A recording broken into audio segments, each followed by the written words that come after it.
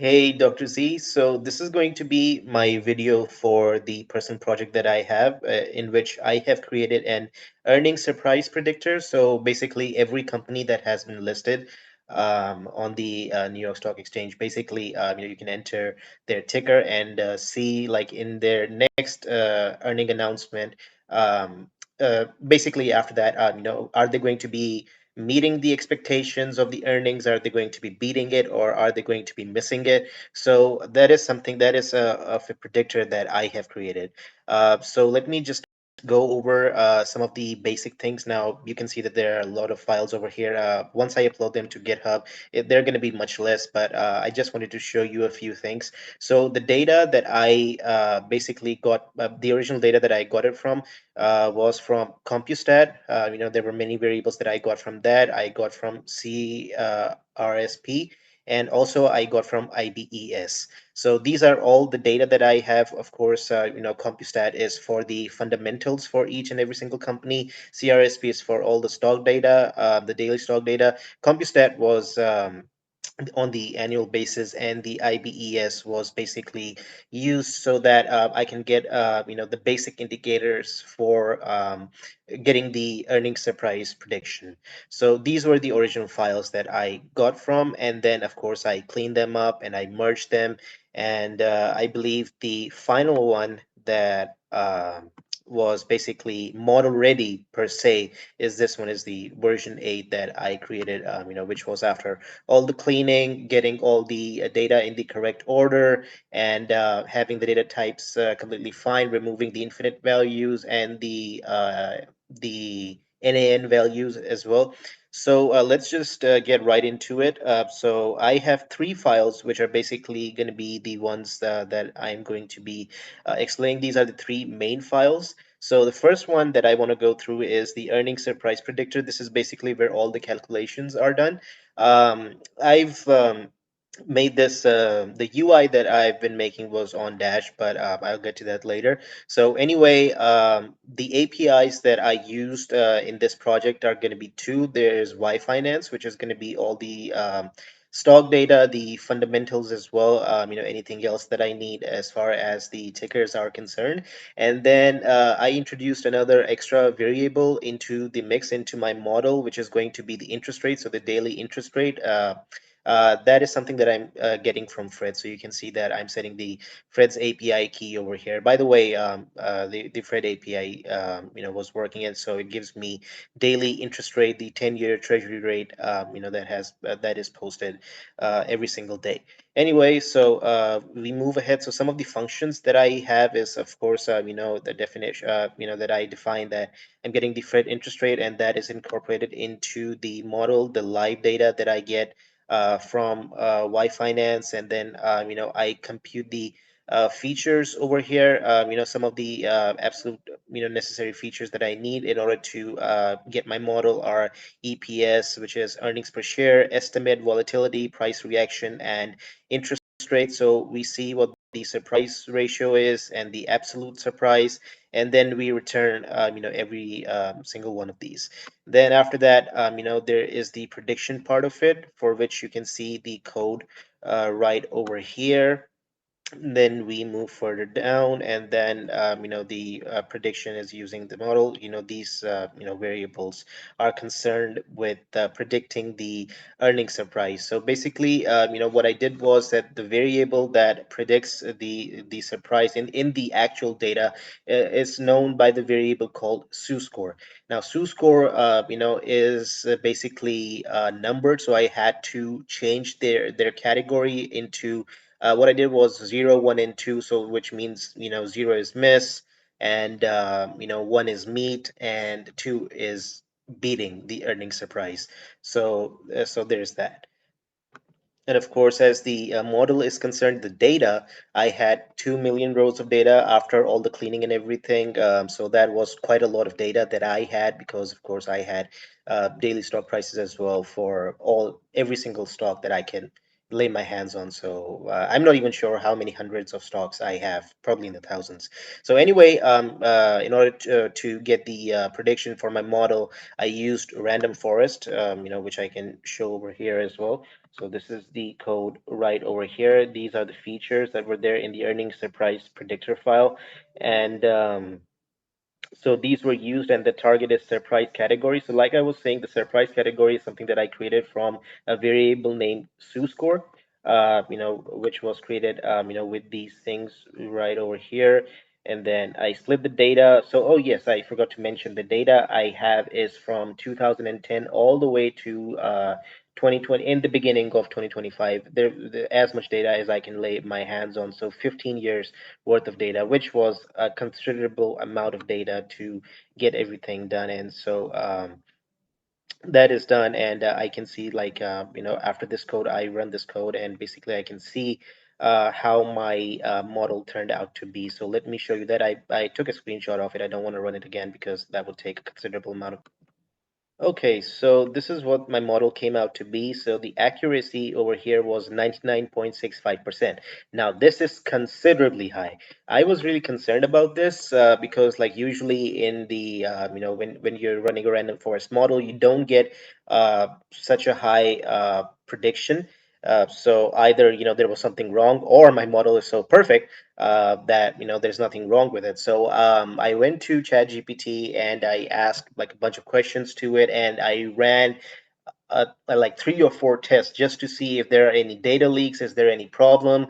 I also tried to like change the variable names just to see, like, if that would change it, because ChatGPT was telling me that maybe instead of learning on the data, the model is just basically rote learning the data. So it's, instead of predicting, it's just like copying the data. So I was concerned about it, but I ran a number of tests on it, and the result did not change. So the prediction accuracy remained very, very high. So at the very end, I just had to move on and just assume that my model is basically so great that I can just move on.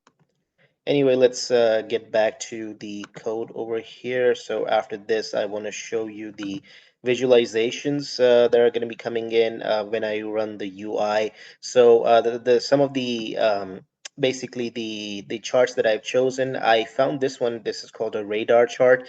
I really like this one once I created it, since it just like it's a very nice way to see like what the values are for each and every single stock, just like in relation to each other. So basically, we normalize the values with each other and just see like what the difference is. Then we have a probability bar that shows like what is the probability, if the stock is going to be like missing the expectation, meeting the expectation, or beating the expectation. So it's not just that the prediction, the prediction value is hard coded. It's just like a range that we have that is going to be for meeting the expectation, or missing the expectation, or beating the expectation. And then finally, I have another visualization, which is the gauge speedometer, which basically shows like the scale of probability that we have, that how probable does the model think that it's going to be um, proclaiming one of these categories over here. So that was that.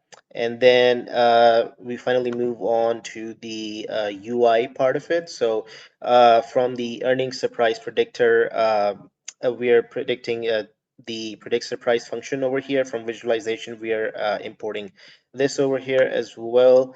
So we have that. So let me just show you quickly this over here. I've already run this in the background so that we don't take time. So I can just move on and show you basically how all of this is working. So let's move on to that. Okay, so let me actually move this.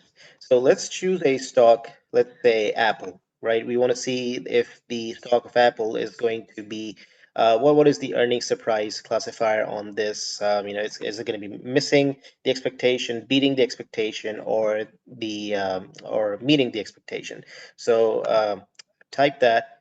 Let's see the results that come out to be. So I want to mention this. So we have prediction source as fallback. Now, what I did was that I basically saved the last values that I had, from the original data in case the Wi-Finance API does not work. Even though Fred's API works fine, but we have recently been facing problems with the queries that we get from Wi-Finance. So that was becoming a problem.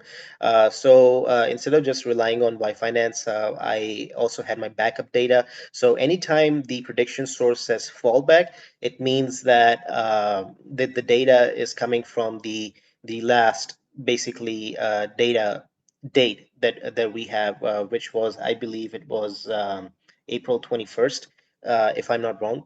So let's see basically what we have over here. So for Apple, the first chart, let's see over here. So this shows you every single point normalized to each other, which is going to be the earnings surprise, absolute surprise, rolling volatility, price reaction, and interest rate with regards to each other. So instead of just like having the values for each of them, because it does not really matter since we're seeing a lot of stocks over here. We just basically want to see like how much of these in relation to each other change the prediction outcomes.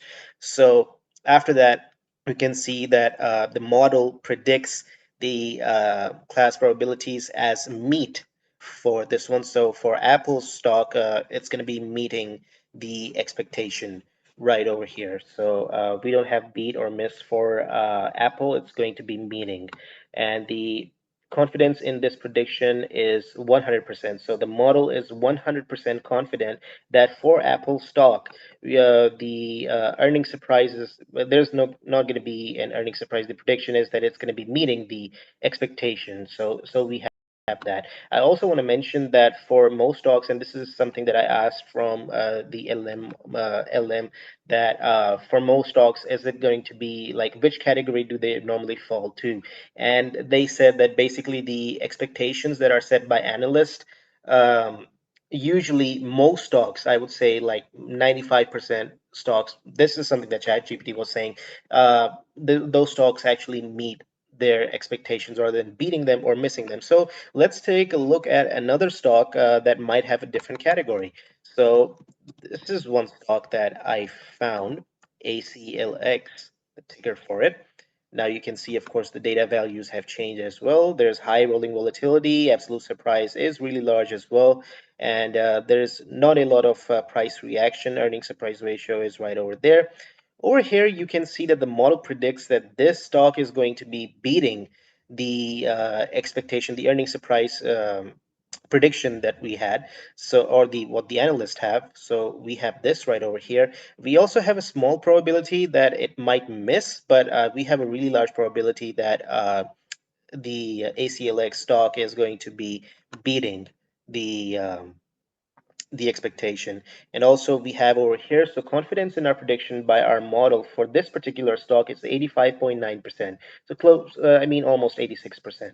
So we can see that, of course, the model, is giving out, of course, the values that has been given from it, and it has a high probability score for all of the stocks that it is given to it, because, of course, as I showed you in the random forest model that I created, we had a high probability of success in this one. So it basically gives that. And predicted surprise category, I also should mention that, one, two, or three. So of course, when we were doing Apple, it says predicted surprise category as one. So one in this one means basically that it is meeting the expectation, two is beating the expectation, and three is missing the expectation. So this is the model that I've created for my earnings surprise classifier, and I hope you like it.